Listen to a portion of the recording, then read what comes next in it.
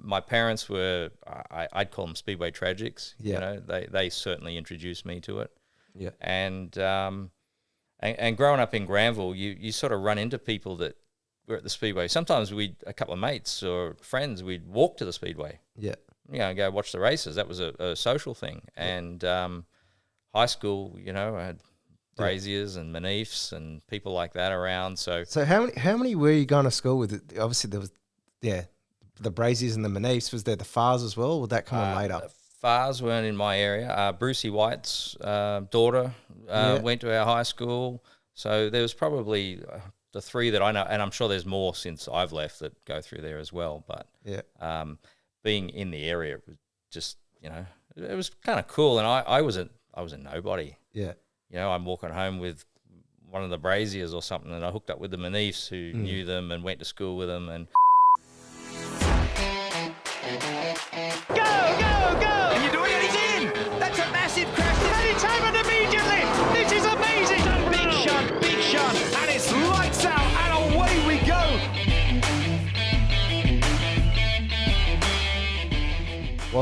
Welcome to the podcast. thanks, Dan. Really appreciate it. Yeah, dude. I just want to know how you've been and what's going on in Wasserswell. Well, it's funny because that's what my partner Kirsten, she calls it Warren's World. Because everything's about me, you know. But look, I have a pretty hectic work schedule. Yep. I took on a company just before COVID, and the goal was to fix it up and turn it into a better business, and then COVID railroaded that.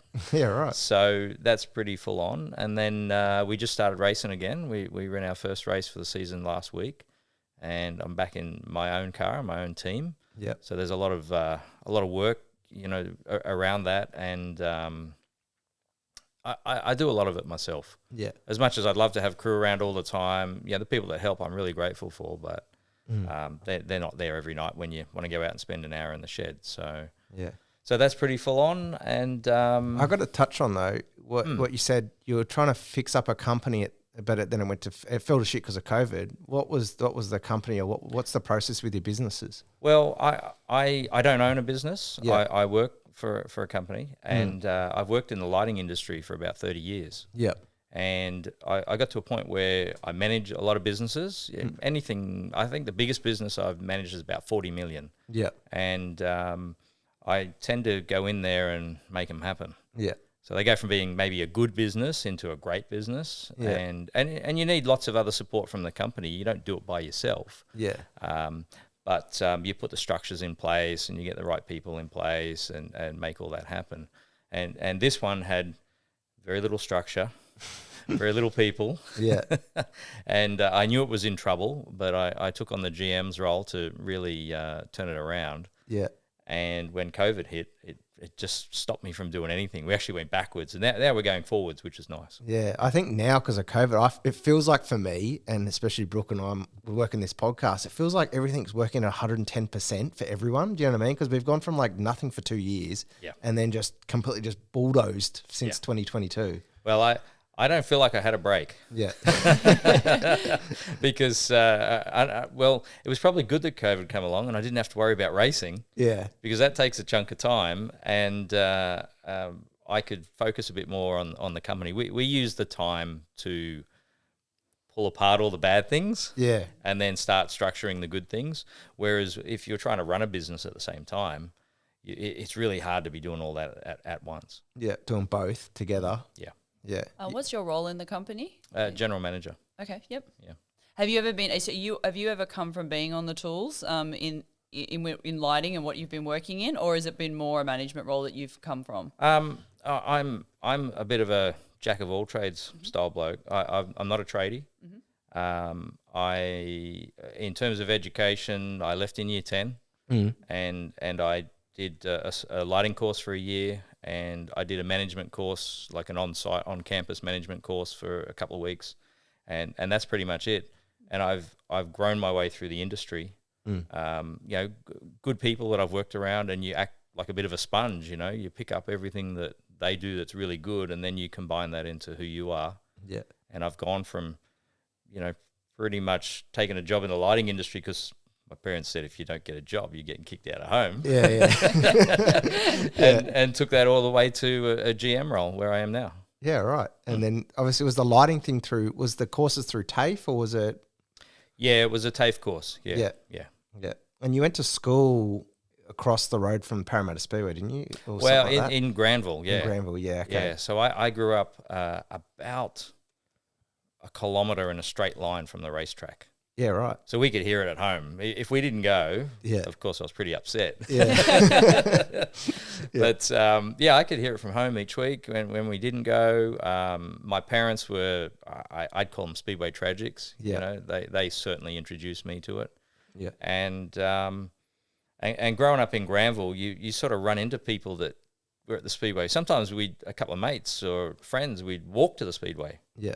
You know, go watch the races. That was a social thing. And high school, you know, I had braziers and Manifs and people like that around. So how many were you going to school with? Obviously there was, the braziers and the Manifs. Was there the Fars as well? Or would that come on later? Fars weren't in my area. Brucey White's daughter went to our high school. So there was probably the three that I know, and I'm sure there's more since I've left that go through there as well. But being in the area, it was just, you know, it was kind of cool. And I was a nobody. Yeah. You know, I'm walking home with one of the braziers or something, and I hooked up with the Manifs who knew them and went to school with them. And I guess how I got really inserted in the whole racing scene was my dad had trucks, and the Manifs used to service his trucks. Yeah, right. And they was this John's dad? Or yeah. Was this, okay. Yeah, John's dad, Yeah, right.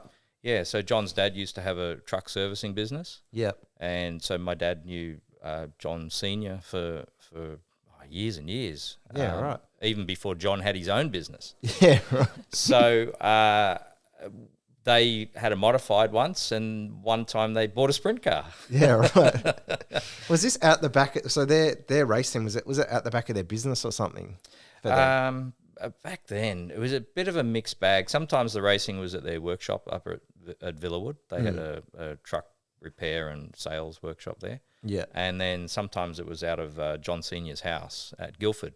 Yeah, okay. Which incidentally was about 5 houses down from the high school I went to. Right? Yeah. So, but I knew, you know, John Senior's a hell of a man. Yeah. And he's done a lot of things for a lot of people in sport, and very generous, and I got a lot of respect for him. And each Christmas he used to hold a fundraiser at his house at Guildford, where he'd do a whole big display of, you know, Santa Claus, and his whole front windows. His whole house was dedicated to Christmas. Yeah, right. And cool. Him and his wife did this every year, and we used to go there and yeah. Yeah, I'll say this. Yeah, you can say it's a podcast. I used to see John running around dressed in a little elf's outfit, selling raffle tickets and things. He's not going to forgive me for that. We definitely want photos, Johnny, if you listen to this. Yeah, right. So was Johnny essentially your best mate at school, or did you have a bunch of mates? Like, what was your school life like? Because I do ask this on occasional podcasts. Yeah, school life was not about racing. Yeah.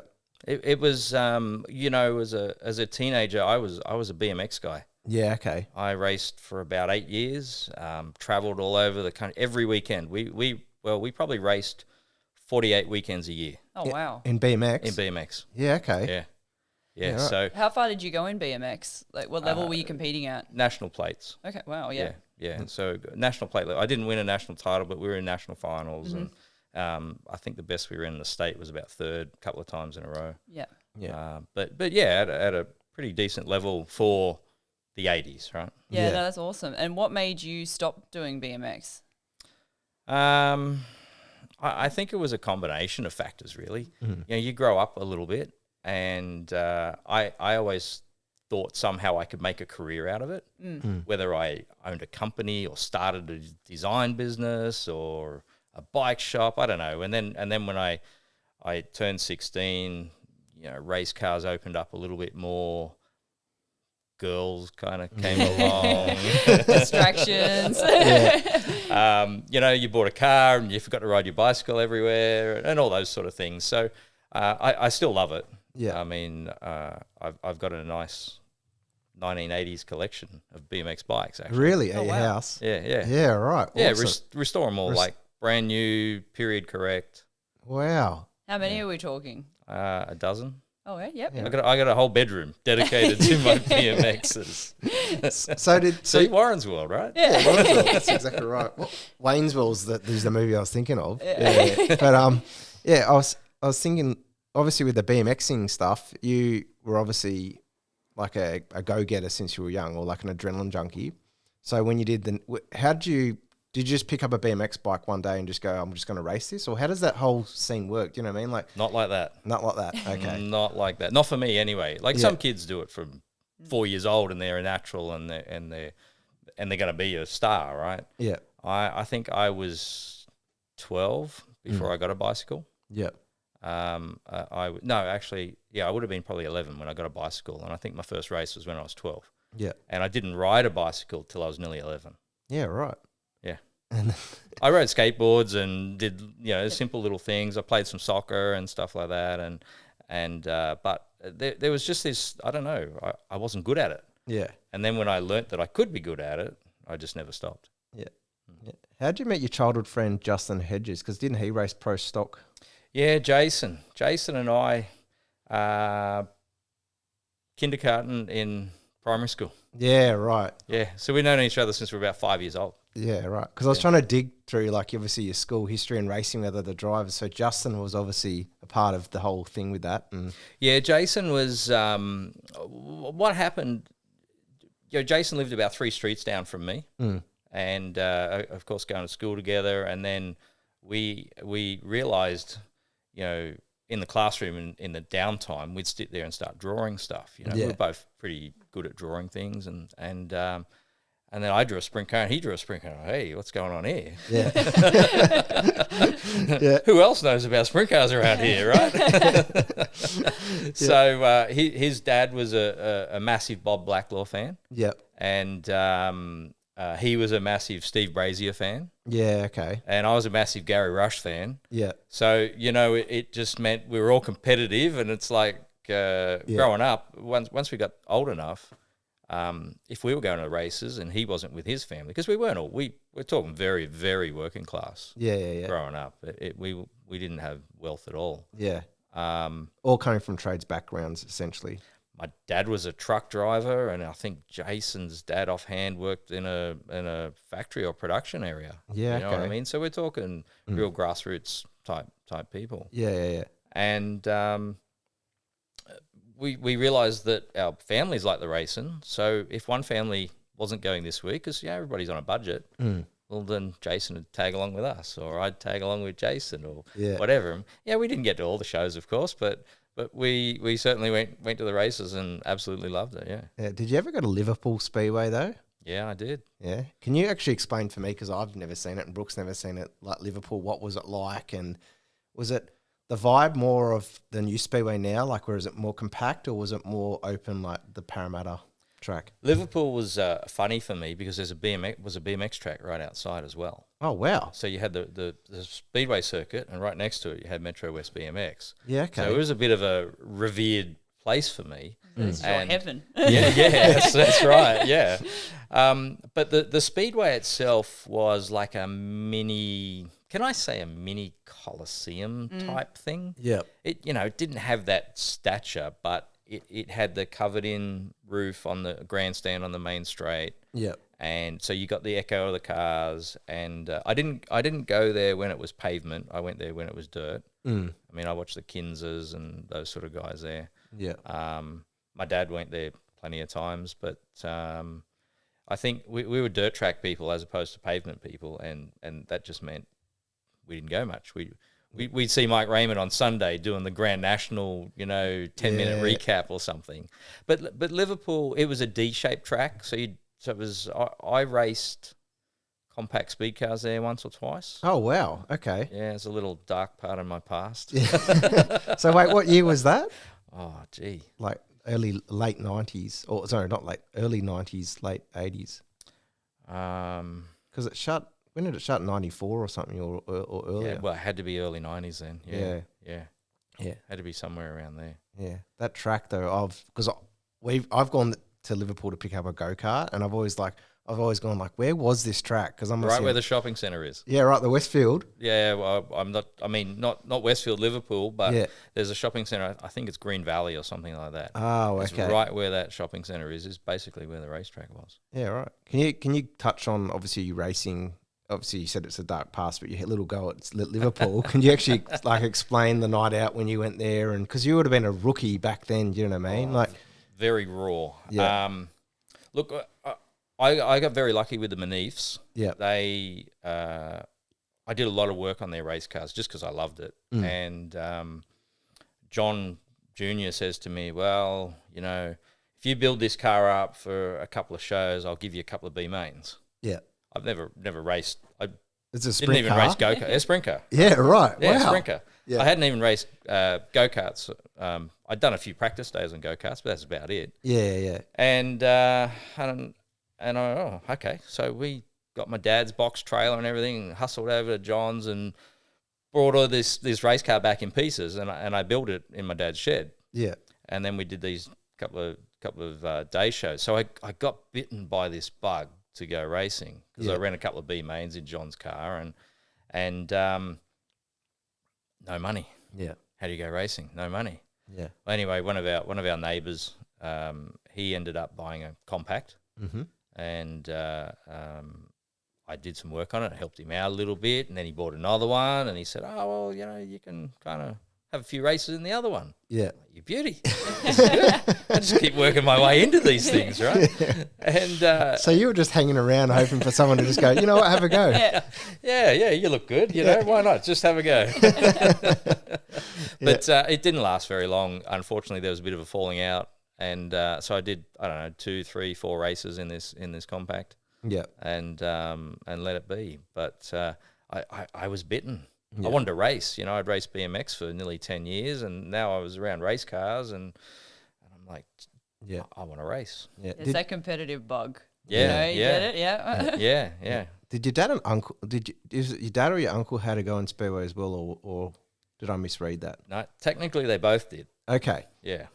So my dad played around with stock cars at Westmead. Mm-hmm.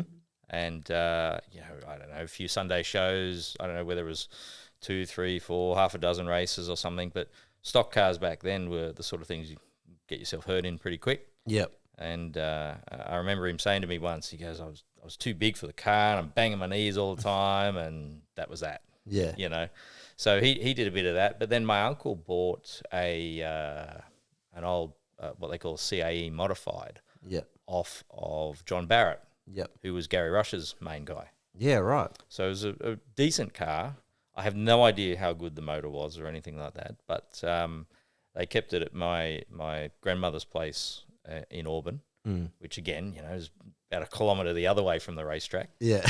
and they went and ran that for a couple of seasons, and I think my uncle's not with us anymore, but he just loved it. He just loved the sport. My dad's family loved the sport. They loved going to the Speedway and, Sydney Showground and all those places.